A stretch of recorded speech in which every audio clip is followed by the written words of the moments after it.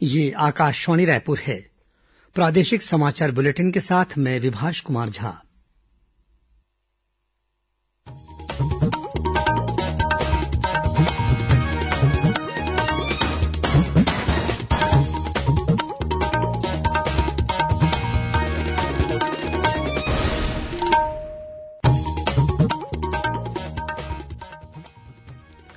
और अब पेश है आज के मुख्य समाचार।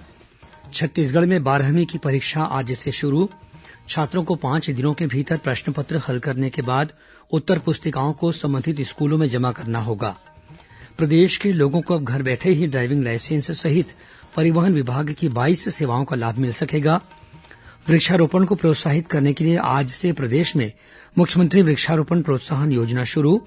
धान के बदले अपने खेतों में वृक्षारोपण करने वाले किसानों को अगले 3 वर्षों तक हर साल प्रति एकड़ 10,000 रूपये की प्रोत्साहन राशि दी जाएगी। और कोंडागांव जिले में सुरक्षा बलों के साथ हुई मुठभेड़ में 2 माओवादी मारे गए। कोरोना संक्रमण में बढ़ोतरी जारी है। सभी श्रोताओं से अपील है कि लापरवाही न बरतें, सभी एहतियाती उपायों का पालन करें और 44 वर्ष से अधिक उम्र के जिन लोगों ने कोविड का पहला टीका लगवा लिया है, सही समय पर दूसरा टीका लगवाएं। 3 आसान उपायों का पालन करें और सुरक्षित रहें। कोविड-19 से संबंधित जिज्ञासाओं के समाधान के लिए राष्ट्रीय और राज्य स्तर पर हेल्पलाइन नंबर जारी कर दिए गए हैं। छत्तीसगढ़ के लिए हेल्पलाइन नंबर है 104 और 0771 22350991। साथ ही राष्ट्रीय हेल्पलाइन नंबर है 1075।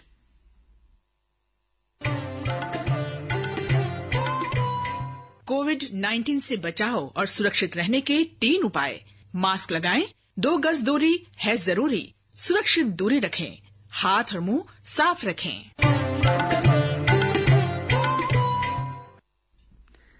अब समाचार विस्तार से। छत्तीसगढ़ में 12वीं की परीक्षा आज से शुरू हो गई है। कोरोना काल में परीक्षा को लेकर नई व्यवस्था बनाई गई है। इसके तहत प्रदेश के विभिन्न स्कूलों से छात्रों को प्रश्न पत्र और उत्तर पुस्तिकाएं दी जा रही हैं। छात्रों को 5 दिनों के भीतर प्रश्न पत्र हल करने के बाद उत्तर पुस्तिकाओं को संबंधित स्कूलों में जमा करना होगा। यदि कोई छात्र 5 दिनों के भीतर उत्तर पुस्तिका जमा नहीं कर पाता है तो उसे परीक्षा से अनुपस्थित माना जाएगा। इस परीक्षा के लिए आज से ही विभिन्न स्कूलों में प्रश्न पत्र और उत्तर पुस्तिकाएं बंटनी शुरू हो गई हैं। स्कूलों में कोरोना नियमों का पालन करते हुए 12वीं के छात्रों को उत्तर पुस्तिकाएं वितरित की गईं। गौरतलब है कि प्रदेश भर से करीब 2,83,000 परीक्षार्थी घर बैठे 12वीं की परीक्षा दे रहे हैं। कोरोना संक्रमित छात्रों को भी अपने परिजनों के माध्यम से प्रश्न पत्र और उत्तर पुस्तिका प्राप्त करने की अनुमति दी गई है। कोरोना संक्रमित छात्रों के परिजनों को छात्रों का प्रवेश पत्र और संक्रमित होने का प्रमाण पत्र तथा आधार कार्ड या फोटो वाला पहचान पत्र दिखाना होगा। प्रदेश में कोरोना संक्रमण की रफ्तार धीमी पड़ने के साथ ही अधिकांश जिलों में लॉकडाउन में कुछ रियायतों के साथ व्यावसायिक गतिविधियां शुरू हो गई हैं। राज्य सरकार ने विभिन्न जिलों में लॉकडाउन के संबंध में कलेक्टरों को निर्देश जारी किए हैं।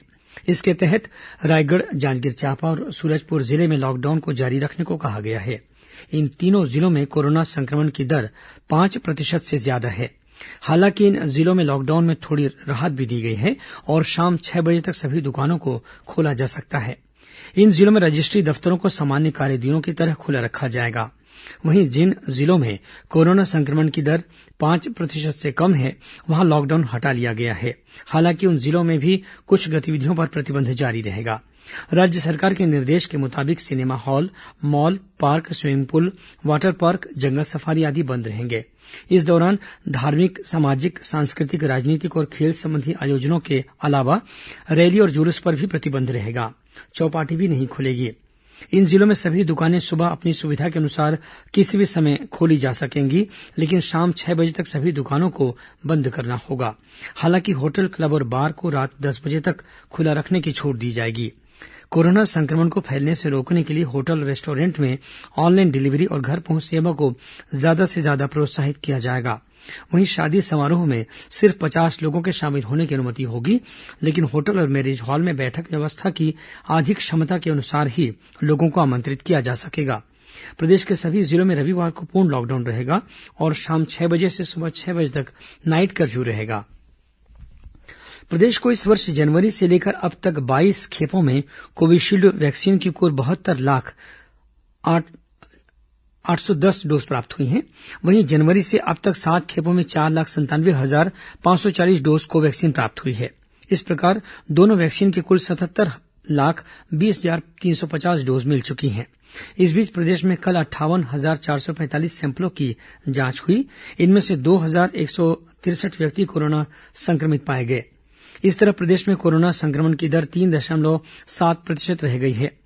वर्तमान में 35,741 मरीजों का विभिन्न अस्पतालों और होम आइसोलेशन में इलाज चल रहा है। वहीं प्रदेश में कोरोना के घटते संक्रमण को देखते हुए राज्य सरकार ने सभी सरकारी और निजी अस्पतालों में कोरोना के अलावा अन्य आपात सेवाओं और सामान्य स्वास्थ्य सेवाओं को फिर से शुरू करने के निर्देश दिए हैं। साथ ही निजी अस्पतालों में कोरोना मरीजों के लिए पूर्व में आरक्षित किए गए 70% बिस्तर को भी घटाकर 20% कर दिया गया है। प्रदेश में कोरोना संक्रमण की रोकथाम के लिए विभिन्न सामाजिक संस्थाओं और आम लोगों द्वारा जन जागरूकता अभियान चलाया जा रहा है। इसी कड़ी में महासमुंद जिले के 700 से अधिक गांवों और 75 नगरीय वार्डों में लोगों की जागरूकता के कारण अब एक भी कोरोना मरीज नहीं है। इन सभी गांवों में लोगों ने मिलजुल कर कोरोना से बचाव के नियमों का पालन किया। इसी का परिणाम है कि पिछले 3 दिनों से लगातार महासमुंद जिले में संक्रमित मरीजों की संख्या 50 से कम रही है। उधर बस्तर संभाग में भी कोरोना संक्रमण को रोकने के लिए स्वास्थ्य विभाग और विभिन्न अस्पतालों ने अपने सम्मिलित प्रयासों से अच्छे नतीजे हासिल किए हैं। पिछले 1.5 महीनों के दौरान बस्तर क्षेत्र में कुल 7,900 कोरोना मरीजों की पहचान की गई। इन सभी को बेहतर इलाज उपलब्ध कराया गया। जिले में कोरोना की तीसरी लहर से निपटने के लिए अभी से तैयारियां शुरू कर दी गई हैं। जगदलपुर के मेडिकल कॉलेज अस्पताल में 225 बिस्तर बढ़ाए गए हैं। इनमें से 44 बिस्तरों का वार्ड केवल बच्चों के लिए आरक्षित किया गया है। इसमें 14 आईसीयू बेड भी शामिल हैं। अस्पताल के अधीक्षक डॉक्टर KL आजाद ने बताया कि ब्लैक फंगस के इलाज के लिए भी 30 बिस्तरों का अलग वार्ड तैयार किया गया है। उधर दुर्ग में आज ट्रांसजेंडर समुदाय के लोगों के लिए टीकाकरण का विशेष शिविर लगाया गया। इसमें 18 से 44 वर्ष के 20 ट्रांसजेंडरों को वैक्सीन लगाई गई। वहीं बिलासपुर के जिला आयुर्वेद महाविद्यालय तथा अस्पताल के कोविड केयर सेंटर में इलाज करा रहे अंतिम कोरोना मरीज को स्वस्थ होने पर छुट्टी दे दी गई। प्रदेश के पूर्व मुख्यमंत्री और भाजपा के राष्ट्रीय उपाध्यक्ष डॉक्टर रमन सिंह ने आरोप लगाया है कि राज्य में स्वास्थ्य विभाग द्वारा कोरोना से हुई मौतों की वास्तविक संख्या छिपाई जा रही है।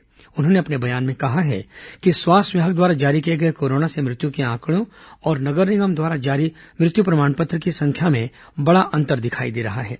डॉक्टर सिंह ने कहा कि पिछले महीने स्वास्थ्य विभाग द्वारा कोरोना से 693 मौतों की जानकारी दी गई, जबकि रायपुर नगर निगम ने इस दौरान 3,972 मौत के सर्टिफिकेट जारी किए हैं। दोनों आंकड़ों में 3,318 मौतों का बड़ा फर्क दिखाई देता है। पूर्व मुख्यमंत्री ने कहा कि जनवरी से लेकर मई तक 5 महीनों में स्वास्थ्य विभाग के अनुसार 2,377 मौतें हुई। वहीं नगर निगम ने इस दौरान 7,709 मृत्यु प्रमाण पत्र जारी किए। इन आंकड़ों में भी भारी अंतर देखा जा सकता है। डॉक्टर सिंह ने इस संबंध में राज्य सरकार से स्पष्टीकरण देने की मांग की है। इस संबंध में रायपुर नगर निगम द्वारा जानकारी दी गई है कि मई के महीने में निगम के रिकॉर्ड में दर्ज सभी मृत्यु उसी महीने की नहीं है।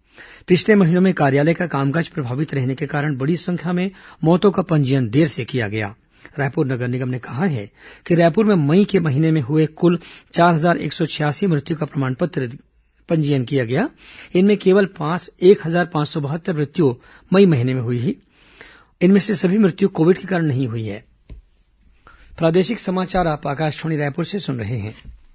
छत्तीसगढ़ की खबरों से है आपका वास्ता और खबरों की विश्वसनीयता से है हमारा वास्ता। आकाशवाणी समाचार रायपुर के प्रादेशिक समाचार बुलेटिन के साथ ही हमारे समसामयिक कार्यक्रम आप रेडियो के अलावा अपने मोबाइल पर भी सुन सकते हैं। आकाशवाणी समाचार फेसबुक, ट्विटर और यूट्यूब पर भी उपलब्ध है। हमारा Facebook page Chhattisgarh news on AIR, Twitter handle CGAIR news और हमारा यूट्यूब चैनल है छत्तीसगढ़ AIR न्यूज।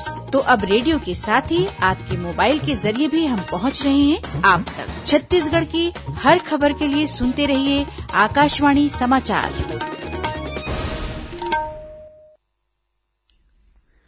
और अब आगे बढ़ते हैं बाकी के समाचारों की ओर। प्रदेश के लोगों को अब घर बैठे ही ड्राइविंग लाइसेंस सहित परिवहन विभाग की 22 सेवाओं का लाभ मिल सकेगा।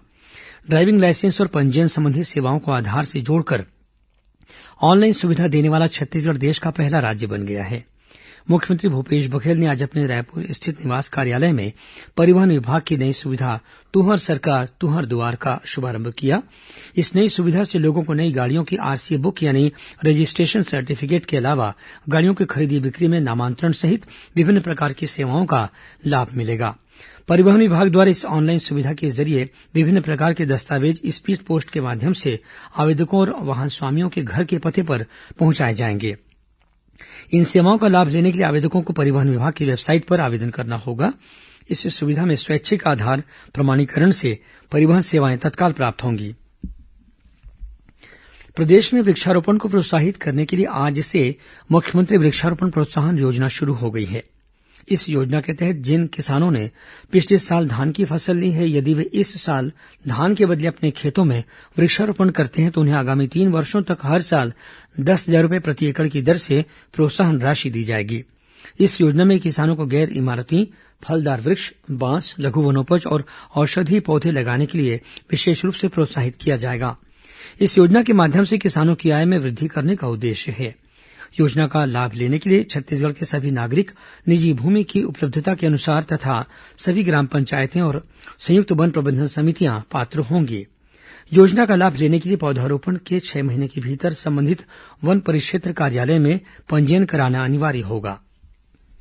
प्रदेश के समग्र विकास की खातिर उपाय सुझाने के लिए राज्य सरकार ने एक कार्यबल गठित किया है।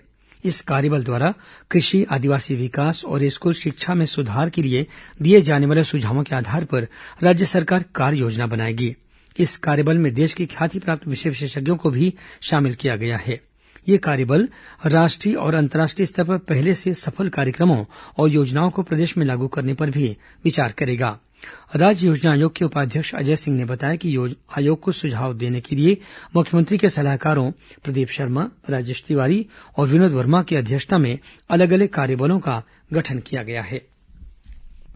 पाकिस्तान, अफगानिस्तान और बांग्लादेश से आए अल्पसंख्यक देश के कुछ जिलों में नागरिकता के लिए आवेदन कर सकेंगे। इस संबंध में केंद्र सरकार ने अधिसूचना जारी कर दी है। देश के इन चुने गए जिलों में छत्तीसगढ़ का दुर्ग और बलौदाबाजार जिला भी शामिल है। नागरिकता संशोधन अधिनियम के तहत जारी अधिसूचना के आधार पर अफगानिस्तान, पाकिस्तान और बांग्लादेश के अल्पसंख्यक हिंदू, जैन, सिख और बौद्ध धर्मावलंबियों को भारत की नागरिकता दिए जाने के लिए संबंध में कार्रवाई शुरू हो गई है। इस संबंध में कहा गया है कि पहले पाकिस्तान, बांग्लादेश और अफगानिस्तान के नागरिक रह चुके दुर्ग जिले में निवासरत हिंदू, जैन, सिख और बौद्ध, पारसी और ईसाई अब भारतीय नागरिकता के लिए आवेदन कर सकते हैं।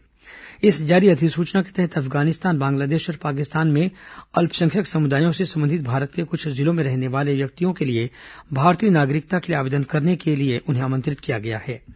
छत्तीसगढ़ में दुर्ग और बलौदाबाजार के कलेक्टर को भारत के नागरिक के रूप में पंजीकरण के लिए धारा 5 या 6 के तहत देशीकरण प्रमाण पत्र प्रदान करने के लिए केंद्र सरकार की शक्तियों का प्रयोग करने का अधिकार प्राप्त है।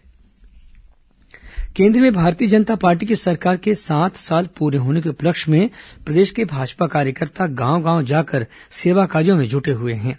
इसी कड़ी में राजनांदगांव जिले में अंबागढ़ चौकी के अंतर्गत डोंगाघाट, सोनसाई टोला, बांधा बाजार और पांगरी गांव में भाजपा कार्यकर्ताओं ने जाकर वहां लोगों को केंद्र सरकार की उपलब्धियां गिनाई। साथ ही जरूरतमंदों को सूखा अनाज, दवाइयां, मास्क और सैनिटाइजर वितरित किए।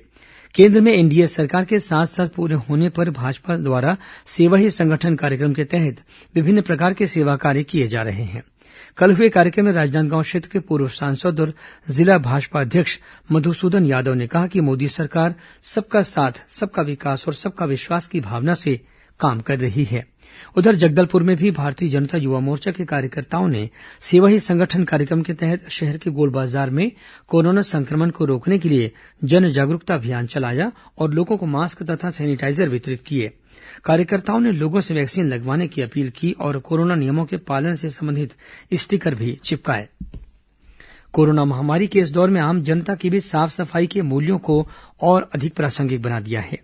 राष्ट्रीय ताप विद्युत निगम एनटीपीसी ने कोरोना संक्रमण के समय में एक जिम्मेदार उद्यम की भूमिका निभाते हुए न केवल जागरूकता पैदा करने का अभियान चलाया, बल्कि अपने आसपास के क्षेत्रों में स्वच्छता अभियान के जरिए भी एक सार्थक भूमिका निभा रहा है। एनटीपीसी द्वारा मनाए गए विभिन्न जागरूकता कार्यक्रमों के साथ 16 मई से शुरू हुआ स्वच्छता पखवाड़ा कल संपन्न हो गया। इस मौके पर एनटीपीसी के क्षेत्रीय कार्यकारी निदेशक संजय मदान ने कहा कि पर्यावरण को स्वच्छ बनाए रखने के लिए हम सभी को जागरूक होना पड़ेगा। साथ ही अपने आसपास अन्य लोगों को भी पर्यावरण संरक्षण के लिए प्रेरित करना होगा। उन्होंने यह भी कहा कि कोरोना संक्रमण से बचाव के लिए मास्क पहनने और 2 गज की दूरी बनाए रखने सहित अन्य सावधानियों का पालन करना जरूरी है। कोंडागांव जिले के कुएंमारी क्षेत्र में तलाशी अभियान के दौरान सुरक्षा बलों के साथ हुई मुठभेड़ में 2 माओवादी मारे गए। जिले के पुलिस अधीक्षक सिद्धार्थ तिवारी ने बताया कि मुठभेड़ के बाद माओवादी जंगल की ओर भाग खड़े हुए। उन्होंने बताया कि मुठभेड़ के बाद सुरक्षा बलों ने घटनास्थल से एक महिला सहित 2 माओवादियों के शव बरामद किए हैं। मौके से 4 बंदूकें और अन्य सामान भी मिले हैं। बीजापुर जिले के सिलगेर गांव में पिछले दिनों हुई गोलीबारी की घटना में 3 ग्रामीणों की कथित मौत के मामले में जनप्रतिनिधियों और स्थानीय प्रशासन की टीम सिलगेर के स्थानीय ग्रामीणों से उनका पक्ष सुनेगी और चर्चा कर तथ्य जुटाएगी। मुख्यमंत्री भूपेश बघेल के निर्देश पर बस्तर के सांसद दीपक बैज की अध्यक्षता में गठित इस दल में बस्तर संभाग के विभिन्न क्षेत्रों के विधायक और स्थानीय जनप्रतिनिधि शामिल किए गए हैं। क्षय रोग यानी टीबी को नियंत्रित करने में बीजापुर जिला प्रदेश में पहले स्थान पर है। पिछले वर्ष राष्ट्रीय क्षय रोग उन्मूलन कार्यक्रम के दौरान हर एक तिमाही में इस बीमारी पर प्रभावी नियंत्रण के लिए किए गए कार्यों के मूल्यांकन के बाद पूरे प्रदेश में बीजापुर जिले को सबसे ज्यादा अंक मिले हैं। इस कार्यक्रम को लागू करने में सुकमा जिले को दूसरा और कोरिया जिले को तीसरा स्थान मिला है। वहीं गरियाबंद चौथे, नारायणपुर जिला 5वें स्थान पर है। ये रैंकिंग किसी जिले में टीबी की जांच के लिए कार्यरत माइक्रोस्कोपिक सेंटरों की संख्या और संदिग्ध मरीजों की पहचान के साथ ही उनकी जांच और इलाज की सुविधा के आधार पर दी गई है। इसके अलावा पंजीकृत मरीजों को दिए जाने वाले प्रत्यक्ष लाभ, मरीजों की संख्या और उनके लिए दवाइयों की व्यवस्था को भी इस रैंकिंग के मूल्यांकन में शामिल किया गया है। अंत में मुख्य समाचार एक बार फिर। छत्तीसगढ़ में 12वीं की परीक्षा आज से शुरू। छात्रों को 5 दिनों के भीतर प्रश्न पत्र हल करने के बाद उत्तर पुस्तिकाओं को संबंधित स्कूलों में जमा करना होगा। प्रदेश के लोगों को अब घर बैठे ही ड्राइविंग लाइसेंस सहित परिवहन विभाग की 22 सेवाओं का लाभ मिल सकेगा। वृक्षारोपण को प्रोत्साहित करने के लिए आज से प्रदेश में मुख्यमंत्री वृक्षारोपण प्रोत्साहन योजना शुरू। धान के बदले अपने खेतों में वृक्षारोपण करने वाले किसानों को अगले 3 वर्षों तक हर साल प्रति एकड़ 10,000 रूपये की प्रोत्साहन राशि दी जाएगी। और कोंडागांव जिले में सुरक्षा बलों के साथ हुई मुठभेड़ में 2 माओवादी मारे गए। इसी के साथ प्रादेशिक समाचार बुलेटिन समाप्त हुआ। नमस्कार।